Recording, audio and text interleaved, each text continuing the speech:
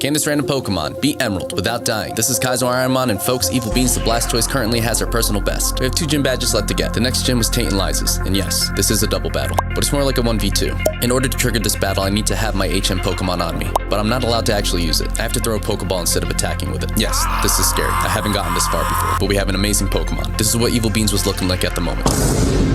Again, amazing stat spread, and now we have a stab move in Hydro Cannon. Unfortunately, it's a 2-turn move, so for the most part, I'll be using it to clean up battles or as a last resort. Let's get right to it. Here's how it went. They led off with Arcanine and Shedinja, and our level 8 HM friend Clarky the Giraffe came out ready to take one for the team. We threw a Pokeball, and Arcanine incinerated him with a stab flamethrower. Rest in peace. Since we didn't know much about the Shedinja, we decided to take him out first with Flame Wheel. After that, one of their aces came out, Gengar. Not great. We've learned from previous battles that Gengar is a little tanky in the seed. Also, the only move that we have that it doesn't resist is Confusion, and it doesn't do too much damage. We know Arcanine has Nightshade, which is super annoying and dangerous, so we decided to focus on him. We got him out with 2 Confusions, but we took a couple hits along the way. Then the second ace came out, Murkrow, and thus began the scariest part of the battle. We didn't know much about Murkrow in the seed, but we soon found out that 3 of its moves weren't attacks or any moves that raised any concern. Nice. We can just ignore it, focus on the Gengar, and then one-shot it later. But this Gengar would not die. Tate and Liza had 4 Hyper Potions that they used generously on Gengar whenever it got low enough. Now this was fine considering we weren't taking too much damage. Then this happened. I don't think that Murkrow has anything going on for it.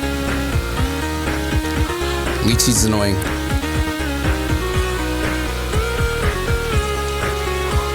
This was bad. The main way to get rid of Leech Seed on a Pokemon is to switch out, but in Kaizo Ironmon, you're not allowed to switch out your main Pokemon on purpose. Then we found out Gengar had Frenzy Plant, a super powerful grass move that takes an additional turn to recharge. This was scary. Luckily, we had the heals to deal with the situation. It also kind of sucks because I like to save these heals for the end game. But after some scary moments, a couple heals and a Hydro Cannon, we finally got the Gengar out. Jinx came out next. Not too bad, but we soon found ourselves in a situation with extremely low health and Jinx just one shot away. At this amount of health, I knew we could survive another Leech Seed, and we were faster than the Jinx. I wanted to knock it out before using a healing item. The chat urged me to heal. This was unnecessary. If I healed, I would just get hit with another move and lose value from the heal. At the time, I thought they didn't understand the situation, and most of them didn't, except for a few. I forgot about priority moves. We didn't know all of Jinx's moves, and if it had a move like Quick Attack, we would die. However, I did not realize this during the fight. I ended up healing to please chat, and we did lose value from the heal, and I got mad at chat. I'm sorry. We ended up beating Tate and Liza with no problem after that last heal, and I finally noticed someone in chat who enlightened me on the Jinx healing situation, and then I felt silly. I would have looked really dumb if I died to a priority move. I'm sorry, chat. I'm just a silly boy sometimes. But we're still alive, folks. Can Evil Beans get us our first win in Kaizo Ironmon Emerald? Join the stream to find out.